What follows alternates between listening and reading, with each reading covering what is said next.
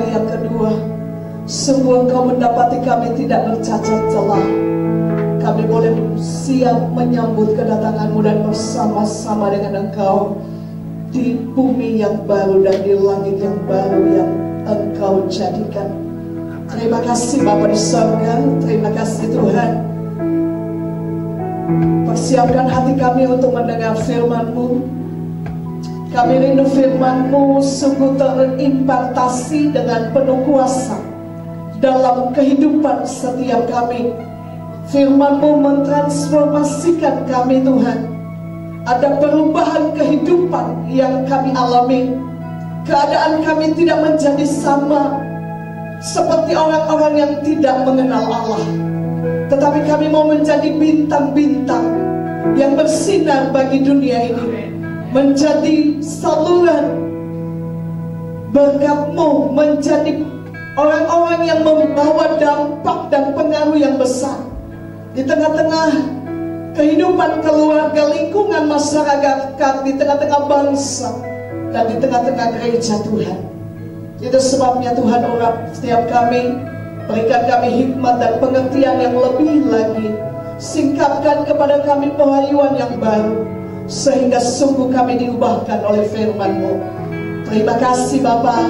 Setiap pekerjaan roh jahat yang coba mengambil alih hati dan pikiran kami berdoa dalam bentuk apapun, kami hadik dan kami tolak keluar dalam nama Tuhan Yesus. Biarlah setiap tanah hati kami menjadi tanah yang subur, yang siap untuk ditabur oleh kebenaran firman-Mu, sehingga firman itu boleh bertumbuh dan berbuah dan memuliakan Tuhan. Terima kasih Bapa. Kami mengucap syukur hamba-Mu secara pribadi. Sembunyikan di belakang salib-Mu. Berbicaralah bagi kami Tuhan, sebab kami sudah siap mendengar, dan hamba-Mu pun sudah siap menyampaikannya. Di dalam nama Tuhan Yesus Kristus yang siap menerima firman Allah, katakan amin. Silakan duduk Bapak Ibu yang dikasihi oleh Tuhan. Salam sejahtera untuk kita sekalian. Saya percaya kita semua adalah orang-orang yang berbahagia. Amin. Ketika kita datang kepada Tuhan, kita dipenuhi oleh kebahagiaan karena kita bertemu dengan Allah kita. Hari ini saya akan berbicara kepada kita dengan satu tema, hidup dalam kelemah lembutan.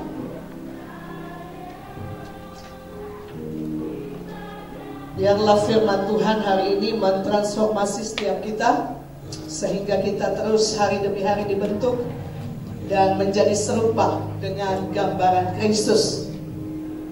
Saudara mungkin sudah bosan dengan khotbah masalah, tapi hari ini kita mau berbicara mengenai perubahan-perubahan dalam karakter, ya, yang menjadikan kita menjadi manusia yang baru, menjadi manusia yang terus diperbaharui oleh Roh Kudus, sehingga ketika Tuhan datang kali yang kedua, kita layak untuk menyambut Sang Raja itu. Kita akan buka Alkitab kita di dalam Injil Matius pasalnya yang kelima. Injil Matius pasalnya yang kelima ayat 5. Kita akan baca firman Tuhan ini kalau Bapak Ibu sudah menemukannya, dan kita akan baca bersama-sama. Injil Matius pasal 5 ayat 5. 1, 2, 3 ya. Berbahagialah orang yang lemah lembut, karena mereka akan memiliki bumi.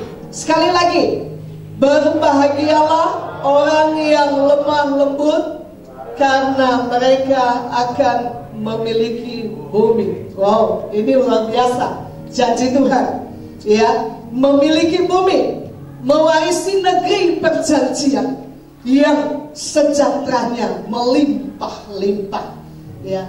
Bapak Ibu Saudara yang dikasihi oleh Tuhan, kelemah lembutan adalah salah satu buah Roh Kudus, ya.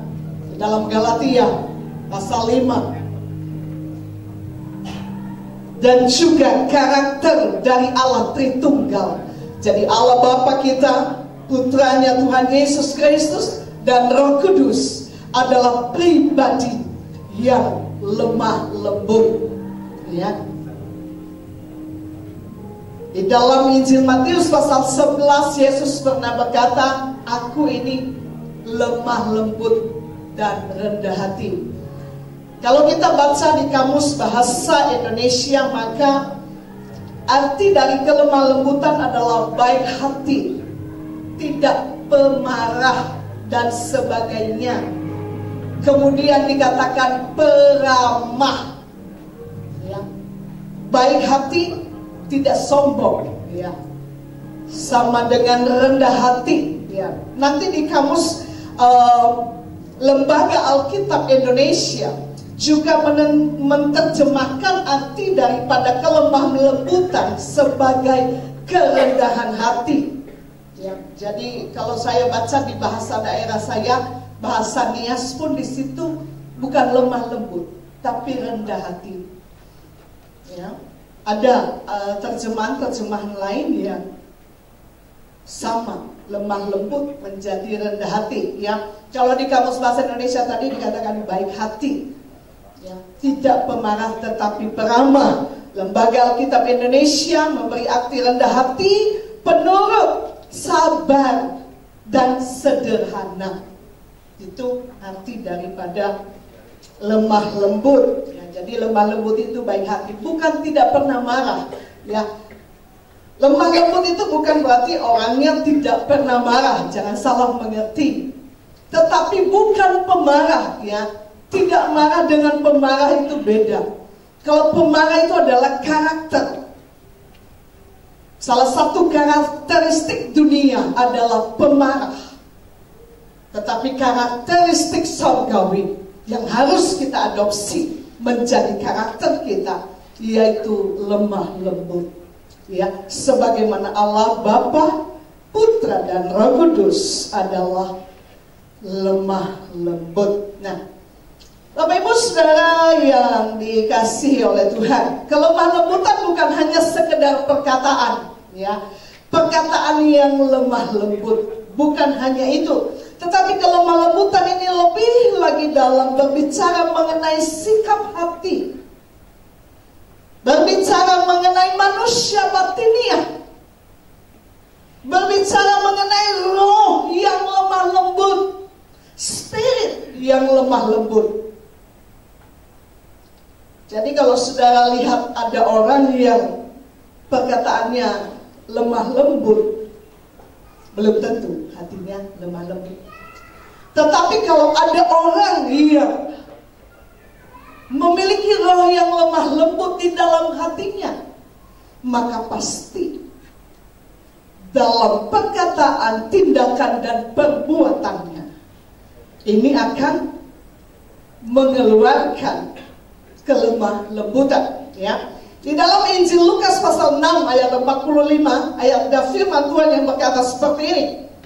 Orang yang baik mengeluarkan barang yang baik dari pembendaharaannya yang baik.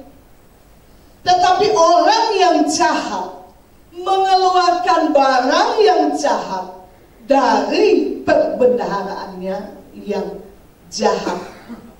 Karena apa yang diucapkan mulut meluap dari hati, ya. Jadi kalau ada orang berkata, dalam laut dapat diduga, dalam hati siapa tahu. Kalau Alkitab menyatakan kepada kita gampang melihat hati seseorang, itu gampang melihatnya. Dari tindakan, dari perkataannya, kita bisa menilai seseorang apakah dia itu lemah lembut atau tidak. Walaupun mungkin ada beberapa orang yang ketika berbicara sepertinya lembut sekali. Mungkin ada, tapi hatinya nggak seperti itu. Mungkin ada orang mungkin bisa bersandiwara, tetapi satu saat kita pasti akan bisa melihat bahwa sesungguhnya orang itu seperti apa hatinya, ya. Jadi Bapak Ibu ya Saudara yang dikasihi oleh Tuhan, kelemah lembutan adalah sikap hati, ya, karakter yang memang sudah ada dalam diri kita. Kayaknya dalam buah Roh Kudus. Jadi sudah dicurahkan, sudah diberikan kepada kita. Hanya seringkali kita tidak menggunakannya. Ya. Nah, saudaraku, kelemah lembutan ini sangat berharga di mata Tuhan. Sangat berharga. Nanti kita baca ayatnya. Sangat berharga di mata Tuhan. Makanya tadi dikatakan bahwa orang yang lemah lembut, ayat 5 tadi dikatakan mereka akan memiliki bumi. Ya. Jadi kelemah lembutan ini sangat berharga di mata Tuhan. Dan sangat penting dalam kita membangun hubungan dengan sesama. Ya, sangat penting dalam membangun hubungan dengan sesama, dalam kita berinteraksi dengan orang lain. Baik itu di tengah keluarga, ya, di gereja, dengan rekan kerja, dengan siapapun dan dimanapun. Jadi kelemah lembutan ini sangat penting di dalam kita membangun hubungan dengan sesama. Kita ini makhluk sosial. Kita saling membutuhkan satu dengan yang lain. Ya, saya tidak akan jadi pendeta kalau saudara nggak ada yang jadi jemaat. Ya, kita saling membutuhkan satu dengan yang lain. Tidak bisa hidup sendiri. Kita berinteraksi, membangun hubungan dengan orang lain. Dan supaya hubungan ini langgeng, ya, supaya hubungan ini menjadi berkat, maka kita penting sekali mengembangkan sikap yang namanya kelemah lembutan. Karena sikap kelemah lembutan memberikan ketenangan dan ketentraman. Catat ini. Memberikan ketenangan dan ketentraman kepada orang lain. Ya.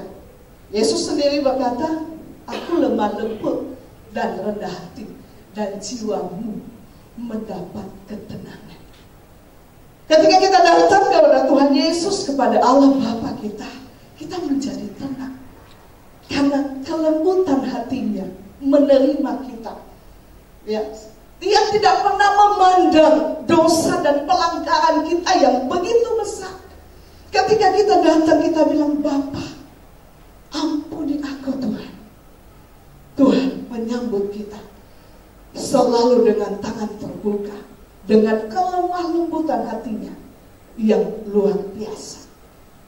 Jadi saudaraku yang dikasih oleh Tuhan, kita harus belajar untuk hidup di dalam kelemah lembutan. Ya. Ciri-ciri orang yang lemah lembut, ya, kita akan belajar. Kalau belum ada dalam diri kita, maka mulai hari ini kita mau belajar. Ya, hidupkan itu dalam hidup kita. Orang yang lemah lembut adalah orang yang mudah diajar, ya. Orang yang mudah dibentuk. Berbeda dengan orang yang keras hati. Kalau orang yang keras hati, ketika dinasehati, dia pasti tidak mau mendengar. Dia menolak nasihat, ya, tidak mau diajar. Ketika firman Tuhan disampaikan pun diabaikan. Saudara ingat Firaun? Dia seorang yang sangat keras hati. Ya, berulang-ulang Tuhan berbicara lewat hambanya Musa kepada Firaun. Dan Musa menyampaikan firman, Firaun tidak bergerak. Dia mengeraskan hatinya sampai kepada kematian anak sulung. Kepada 10 tulah baru dia menyerah. Saudara, orang yang lemah lembut adalah orang yang mudah diajar, ya. Mau diajar, mau menerima nasihat orang lain. Orang yang lemah lembut tidak mudah tersinggung, karena hatinya lembut. Dia menundukkan dirinya kepada kebenaran Tuhan. Nanti kita juga akan ada contoh yang akan saya sampaikan, ya. Orang yang lemah lembut tidak mudah sakit hati, ya. Mau menerima kritik serta teguran dari orang lain, ya. Kemudian tidak hidup dalam kebencian, tidak menuntut balas, ya, ketika diancam, ketika diperlakukan tidak baik. Dia tidak menuntut balas, tidak menaruh dendam, mudah memaafkan orang yang bersalah. Berbeda dengan orang yang keras hatinya. Orang yang keras hati itu tidak mau mengampuni, ya. Kalau orang yang lemah lembut, dia selalu mau memaafkan kesalahan orang lain, karena dia juga merasa bahwa dirinya belum sempurna. Ya, kalau kita tidak mengampuni orang kan kita merasa bahwa oh, saya ini sudah sempurna, tidak ada kesalahan. Ya, jadi tidak mau mengampuni kesalahan orang. Nah, jadi Bapak Ibu, banyak lagi hal-hal yang menunjukkan ya kelemah lembutan. Ya, jadi orang yang lemah lembut itu menundukkan diri kepada Allah, kepada firman dan Roh Kudus, sehingga dia tidak hidup bagi dirinya sendiri, tapi dia hidup bagi Allah dan kebenaran. Saudaraku yang dikasih oleh Tuhan, kita akan lihat di dalam, kita akan baca 1 Petrus pasal 3 ayat 3. Kelemah lembutan diibaratkan sebagai perhiasan yang sangat mahal. Di dalam 1 Petrus pasal 3, melebihi emas. 1 Petrus pasal 3 ayat 3 dan 4. Ayat 3 ini berbicara kepada istri-istri ini. Perhiasanmu janganlah secara lahiriah, yaitu dengan mengepang-ngepang rambut, memakai perhiasan emas, atau dengan mengenakan pakaian yang indah-indah. Tetapi perhiasanmu ialah manusia batiniah yang tersembunyi, dengan perhiasan yang tidak binasa, yang berasal dari roh yang lemah lembut dan tentram, yang sangat berharga di mata Allah. Sebab demikianlah caranya perempuan-perempuan kudus dahulu berdandan, yaitu perempuan-perempuan yang menaruh pengharapannya kepada Allah. Mereka tunduk kepada suaminya. Nah, di sini disampaikan kepada wanita-wanita supaya perhiasannya bukan dari barang yang fana. Meskipun mungkin emas adalah harganya mahal dan mungkin cukup berarti, tetapi manusia batiniah, ya, roh yang lemah lembut yang dimiliki oleh seorang wanita, seorang istri, ini lebih daripada perhiasan emas. Jadi kalau ibu-ibu belum punya emas, jangan kecil hati, ya. Karena apa? Kalau punya roh yang lemah lembut, maka itu lebih daripada emas. Itu akan menjadi inner beauty, kecantikan dari dalam, ya, yang akan memancar keluar, menjadi indah, menjadi berkemilau, memancarkan cahaya kemuliaan Tuhan. Jadi perhatikan wanita-wanita yang memiliki suami, pakailah roh yang lemah lembut. Bukan berarti nggak boleh pakai perhiasan. Mungkin di zaman dulu ini, ya, mungkin itu berupa sindiran dan sebagainya. Tetapi yang lebih penting adalah mari kita memakai roh yang lemah lembut ini sebagai perhiasan, ya. Ketika seorang wanita, ketika seorang istri memakai roh yang lemah lembut sebagai perhiasan dalam rumah tangganya, dalam kehidupannya, maka saudaraku yang dikasihi Tuhan, dia bisa memenangkan hati suaminya yang tidak taat kepada firman Tuhan, yang tidak takut kepada Tuhan. Jadi seorang istri dalam rumah tangga kalau masih memiliki suami-suami yang belum bertobat, yang belum takut akan Tuhan, pakailah perhiasan roh kelemah lembutan ini untuk memenangkan mereka. Ya. Amin ibu-ibu? Amin. Siapa ini ibu-ibu? Amin. Haleluya. Harus pakai roh yang lemah lembut supaya suaminya bisa menjadi taat kepada Tuhan. Tidak perlu banyak berbicara. Dengan sikap hidup seorang istri tanpa banyak berbicara, tanpa menyampaikan firman, model kehidupan yang dilakoni, yang dilakukan setiap hari, dengan cara memperlakukan suami, memperlakukan anak-anak kita dengan kelemah lembutan itu sudah cukup untuk mereka takut kepada Tuhan. Ya. Jadi ibu-ibu yang dikasih oleh Tuhan, mari belajar. Ya. Saya mau kasih tahu bahwa ada banyak istri-istri yang dipukul, mengalami KDRT dalam rumah tangga karena tidak memiliki roh yang lemah. Ketika suaminya marah, maka dia juga marah. Dia nyolot, dia lebih cerewet, ya, lebih banyak omongannya. Akhirnya suaminya semakin panas dan dia melakukan KDRT. Saya percaya ketika suami kita mungkin komplain terhadap kita, mungkin marah kepada kita karena sesuatu hal, kalau kita ini diam,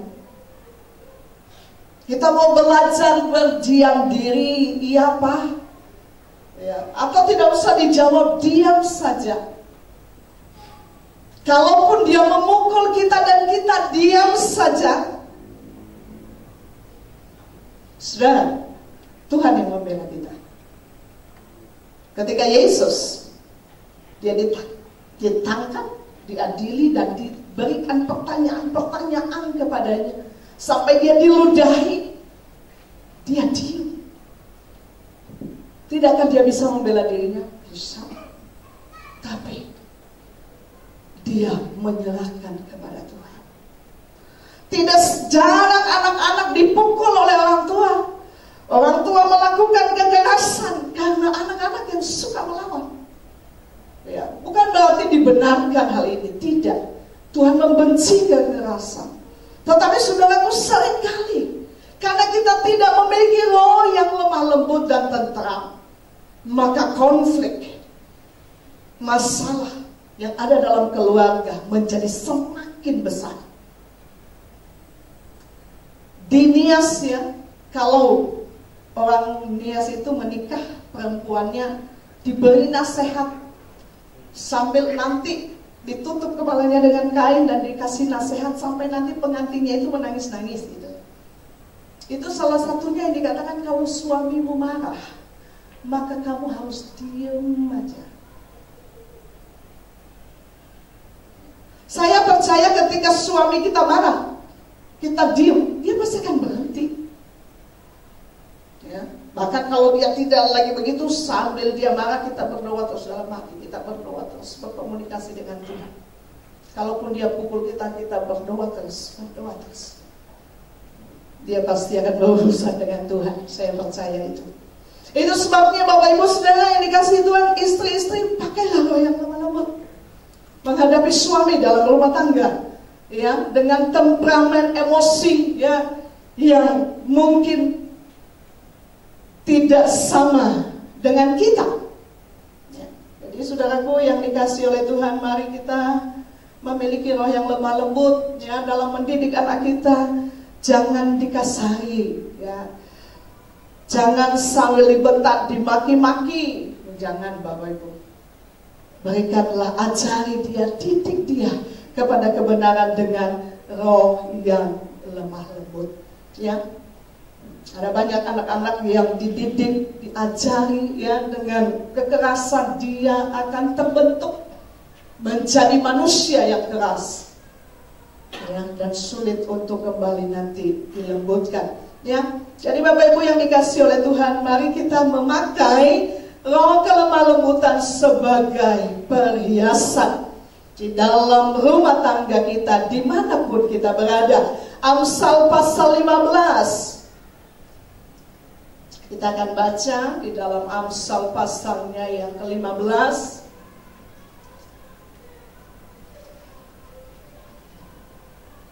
Ayatnya yang pertama.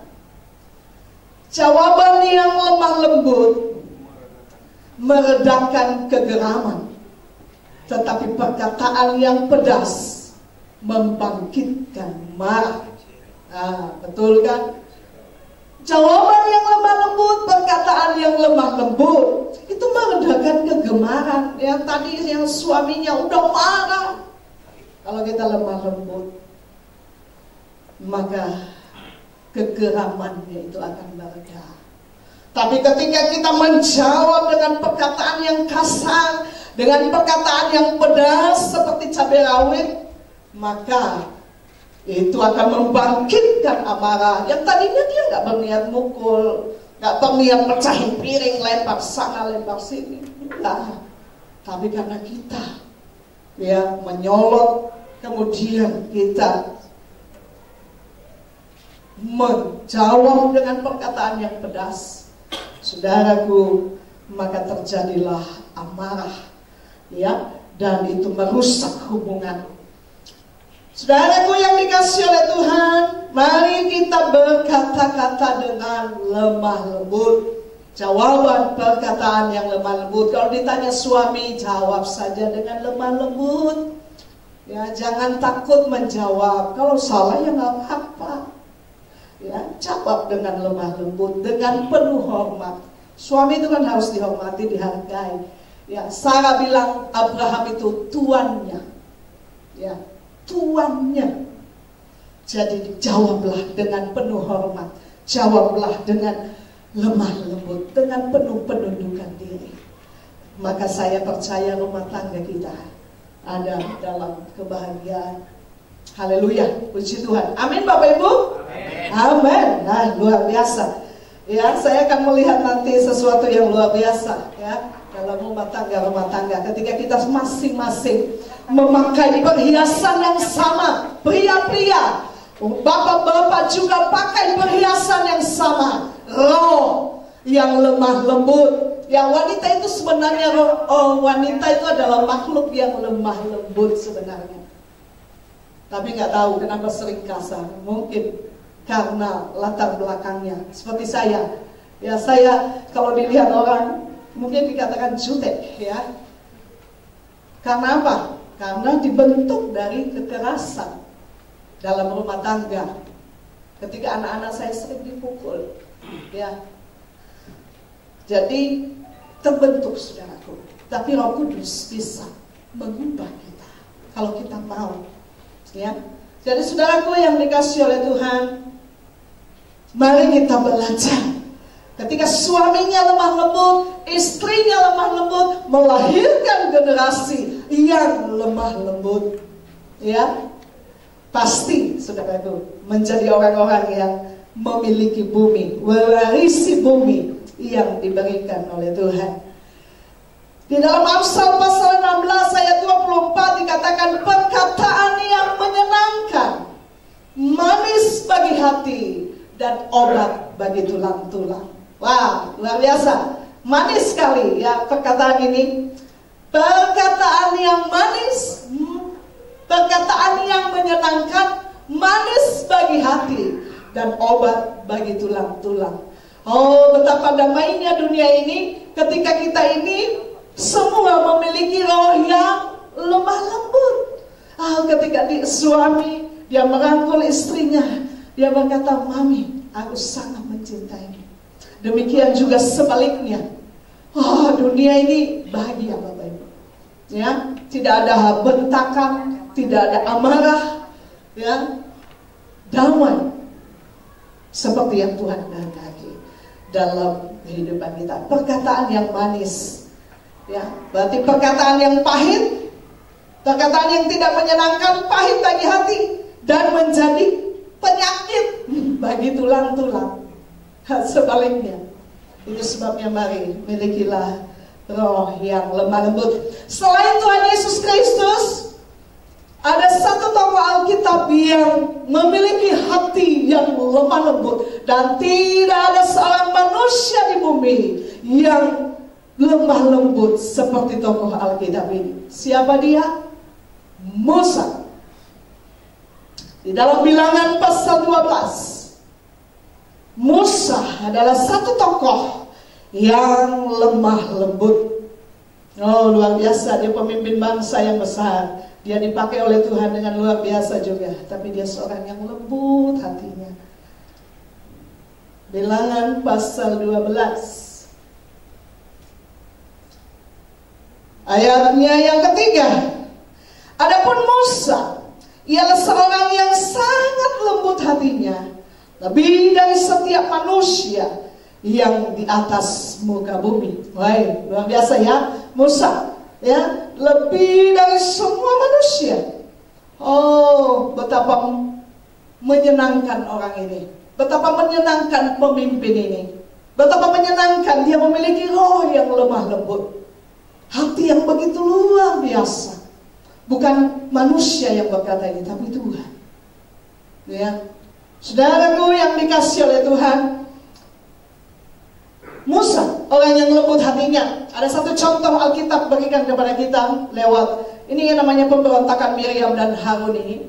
Saudara, Musa dikatakan oleh Alkitab bahwa dia seorang yang lembut hatinya. Tetapi ternyata dia juga tidak terlepas dari isu, dari gosip, dari hasutan. Ya.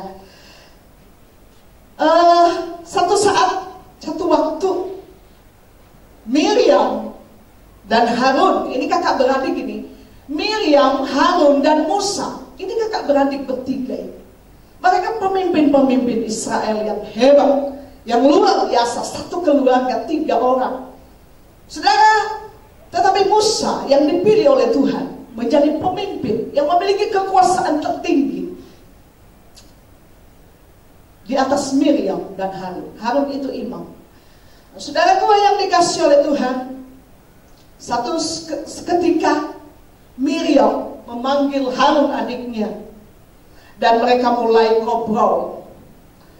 Miriam mulai menghasut adiknya Harun. Ya, kalau kita lihat di sini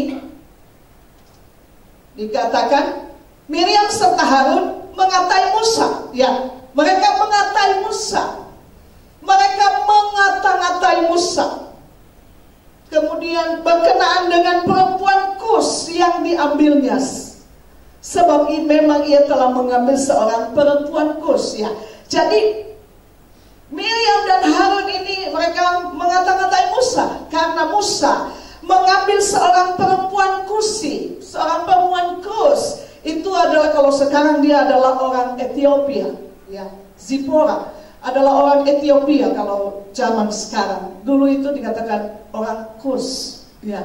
Nah, Bapak Ibu yang dikasih oleh Tuhan, Miriam dan Harun mengatai Musa.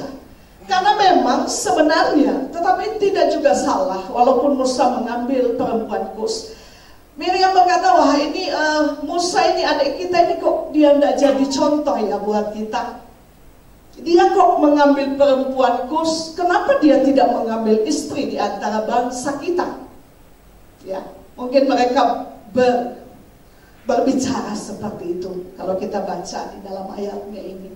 Kan sebagai seorang pemimpin harusnya dong dia jadi teladan. Dia mengambil perempuan jadi istrinya ya orang sebangsa kita. Apalagi Tuhan juga mau kita ini menikah dengan bangsa kita, bangsa Ibrani pada waktu itu. Nah, saudaraku, Harun juga terprovokasi. Iya ya, benar juga nih kakak ini. Musa kok melakukan seperti itu? Ini kayaknya nggak cocok dia jadi pemimpin kita. Ya.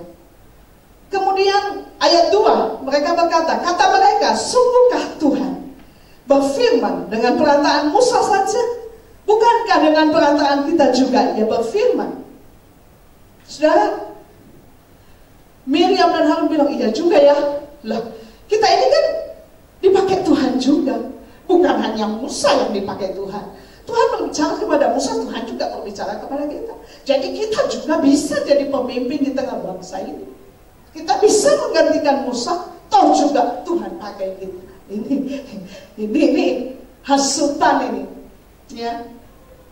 Dan bukan orang lain, kakak beradik.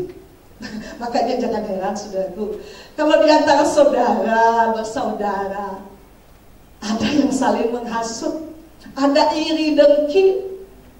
Setan itu kadang-kadang nggak tinggal diam, dia taruh iri, cemburu, ya. Jadi Miriam Harun ini ada roh iri yang timbul dalam diri mereka, sehingga mereka ini ingin memberontak.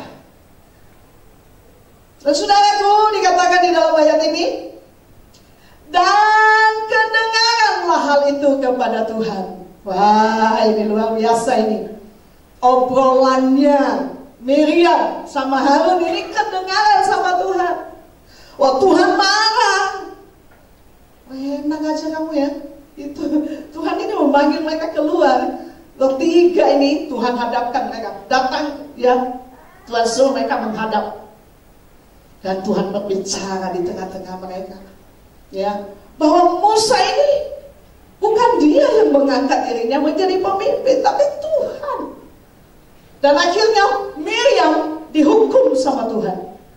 Ya, dia kena kusta, tubuhnya putih seperti salju. Kenapa hanya Miriam yang dihukum? Karena dia otak hasutannya. Nah, jadi kita juga harus mewaspadai hasut menghasut. Ya, saudara-saudara saling menghasut satu dengan yang lain. Ya, kita harus waspadai supaya tidak terjadi. Ya, jadi saudaraku yang dikasih oleh Tuhan, Miriam dihukum sama Tuhan, Harun gak dihukum. Karena Tuhan tahu yang salah itu Miriam. Dia memprovokasi Harun supaya memberontak. Ya, dan Musa yang lembut hatinya, dia tidak bereaksi apapun. Sehingga ketika dia tidak bereaksi apapun, Tuhan yang bereaksi. Karena Tuhan tahu, aduh ada yang gak benar ini. Ya, Tuhan bereskan semua. Dan Tuhan nyatakan murkanya atas Miriam. Dan yang dilakukan Musa, dia berdoa kepada Tuhan. Dia berseru kepada Tuhan. Tuhan ampuni saudaraku, sembuhkan dia. Dan Tuhan bilang, oh iya, aku akan sembuhkan dia. Tapi biarkan dulu dia dikucilkan 1 minggu. Biarkan dia mengalaminya 1 minggu, diusir keluar dari perkemahan. Itu yang dialami Miriam. Ya. Jadi saudaraku yang dikasih oleh Tuhan, adakah kita mungkin pernah dikata-katai orang? Ya. Kita mungkin pernah digosipkan orang, dijelek-jelekkan orang, dijatuhkan orang. Ya. Kalau saya pernah waktu itu sering, ya, saya sering dikata-katai orang, sering dijelek-jelekkan orang juga. Tapi saya selalu serahkan kepada Tuhan. Ya, saudaraku yang dikasih oleh Tuhan, saya selalu berpendapat bahwa orang lain bisa melihat seperti itu, tapi saya tahu siapa saya. Ya. Jadi saudaraku yang dikasih oleh Tuhan, kita mungkin dijelek-jelekan orang, dikata-katai kita, ya, dipertanyakan keberadaan kita. Tapi ketika kita ada dalam kebenaran, tidak usah takut, Tuhan yang membela kita. Ya. Seperti Musa dibela oleh Tuhan karena dia lembut hatinya. Dia begitu tunduk kepada Tuhan. Dan kalau orang lain mulai menjatuhkan dia, maka Tuhan sendiri yang membela Musa. Itu sebabnya mari kita belajar untuk memiliki roh yang lemah lembut.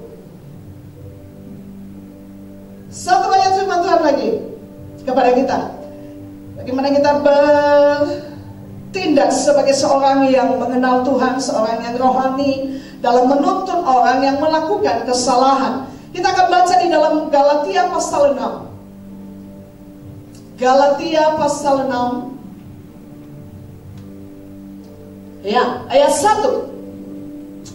Dikatakan di sana, saudara-saudara, kalaupun seorang kedapatan melakukan suatu pelanggaran, maka kamu yang rohani harus memimpin orang itu ke jalan yang benar dalam roh lemah lembut, sambil menjaga dirimu sendiri supaya kamu juga jangan kena pencobaan. Sebagai orang-orang yang rohani, pelayan-pelayan Tuhan, hamba Tuhan, ketika mendapati seseorang melakukan pelanggaran atau kesalahan, Rasul Paulus memberi tuntunan kepada kita. Kita harus menuntun orang itu dengan roh yang lemah lembut. Ya, saudara, kalau ada orang yang bersalah kepada kita atau melakukan kesalahan, tegur dan nasihati dia dengan lemah lembut. Panggil dia secara empat mata, jangan di depan umum.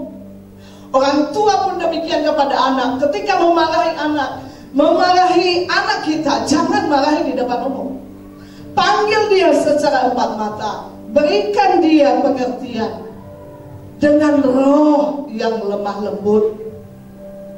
apalagi menuding-nuding orang, memaki-maki orang. Jangan, saudaraku. Ya. Kalau ada orang yang bersalah, kita harus menuntun dia, menasehati dengan lemah lembut, jangan dengan kasar, jangan dengan emosi, apalagi dengan menghina. Ada orang loh, kalau marah udah lupa segalanya. Wih, setan aja kalah. Ya, saudaraku, mari kita memakai roh yang lemah lembut, ya. Karena kalau kita kasar, kita emosi, kita marah-marah ketika menegur orang, maka saudaraku, ketika kita melakukan itu, orang itu tidak akan bertobat. Percaya, tidak akan bertobat, tidak akan berubah. Mungkin dia akan lebih jahat, bahkan tinggalkan Tuhan. Karena kita tidak menjadi berkat, kita menjadi batu sandungan kepadanya. Apalagi orang yang tidak mengenal Tuhan. Ya, kalaupun sudah mengenal Tuhan pun, karena hati orang itu tidak selalu siap. Ketika kita menegur orang, hatinya tidak selalu siap. Oh, dia sudah rohani, itu saya tegur dia harus keras-keras. Oh, enggak, belum tentu dia siap menerima itu. Itu sebabnya ketika kita berhadapan dengan siapapun, kita harus memakai hikmat Tuhan, menegur, menasehati dengan roh yang lemah lembut. Jangan abaikan anak-anak, mungkin yang masih kecil. Jangan, saudaraku, itu akan terekam di otaknya. Apa yang kita ajarkan itu akan terekam di otaknya, dan dia akan lakukan kepada orang lain. Ya, jangan kita menegur dengan kasar, dengan keras, walaupun mungkin orang itu memang salah. Nanti ketika sudah salah, nanti cari waktu yang baik, kita panggil dan kita tegur secara tepat mata, dengan roh yang lemah lembut, dengan hati yang murni. Ya, saudaraku yang dikasih oleh Tuhan, ya, kalau enggak kita tidak akan bisa menjadi berkat. Ya, meskipun kita hamba Tuhan, pendeta sekalipun, kalau dia tidak memakai roh yang lemah lembut, ya, saudaraku, dia akan menjadi batu sandungan. Itu sebabnya mari hari ini kita minta kepada Tuhan supaya kita hidup dalam kelemah lembutan, sehingga kita bisa memenangkan banyak orang untuk Tuhan yang sudah lama tetap menjadi setia, yang baru terus ditambahkan dari kehidupan kita, dari perkataan kita, tindakan kita, ketika kita berhadapan dengan orang di komunitas manapun, dimanapun kita berada. Maka roh yang lemah lembut ini akan terimpactasi kepada orang lain, sehingga orang lain melihatnya dan memuliakan Tuhan. Amin. Haleluya, puji Tuhan. Pemain musik bisa maju ke depan. Satu lagi janji Tuhan, terakhir dah. Janji Tuhan kepada kita tadi dikatakan orang yang lemah lembut berbahagia, ya, dan mewarisi bumi. Memiliki roh yang lemah lembut, ya, orang yang lemah lembut pasti diterima oleh banyak orang, ya. Kalau di komunitas kehadirannya selalu dirindukan dan dinantikan. Kok ibu itu nggak datang ya? Kok bapak itu nggak datang ya? Orang nyaman ada di dekat kita, ya. Tapi kalau kita keras hati, tidak lemah lembut, kasar, mudah emosi, ya, pemarah, wah, kita belum masuk ruangan, orang udah keluar. Permisi ya, saya pamit dulu, saya ada urusan. Kenapa? Nggak nyaman orang. Loh, bener loh, ada belum masuk di list. Pamit ya, saya ada urusan, tadi saya ada janji. Kenapa? Nggak nyaman. Tapi kalau lemah lembut hatinya, orang senang ketika kita datang. Bahkan kalau kita tidak datang, dia akan kehilangan kita. Mari Bapak Ibu angkat hatimu di hadapan Tuhan. Angkat hatimu di hadapan Tuhan dan katakan, Tuhan aku mau. Tuhan aku mau, Tuhan. Memiliki roh yang lemah lembut. Aku mau menyatakan kemuliaan-Mu bagi banyak orang. Bapa, lembutkanlah hatiku. Kita akan naikkan pujian ini. Haleluya Yesus.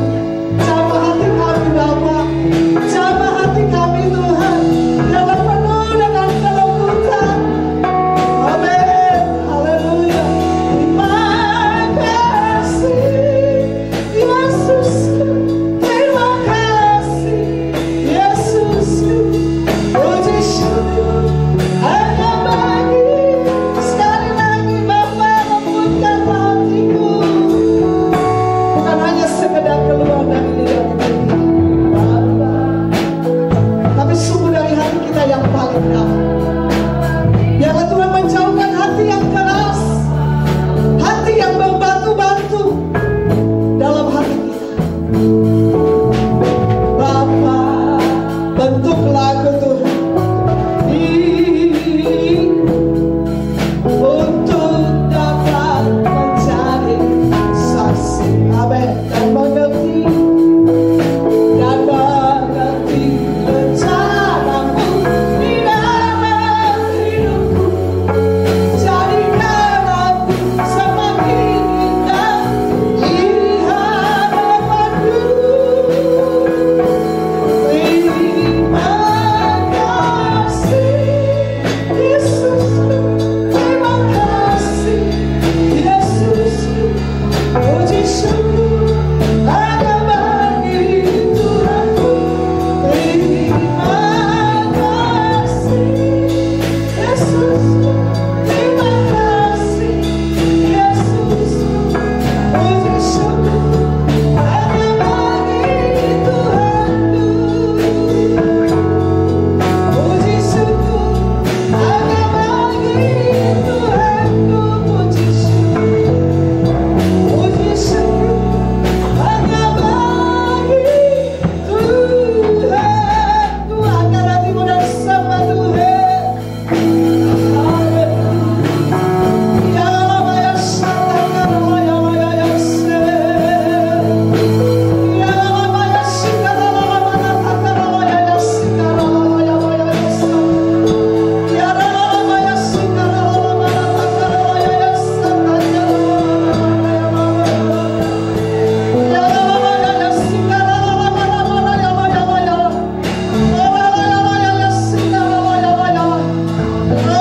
yang lemah lembut itu memenuhi setiap kami.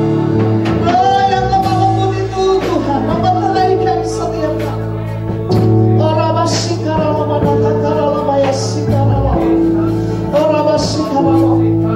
Terima kasih Tuhan.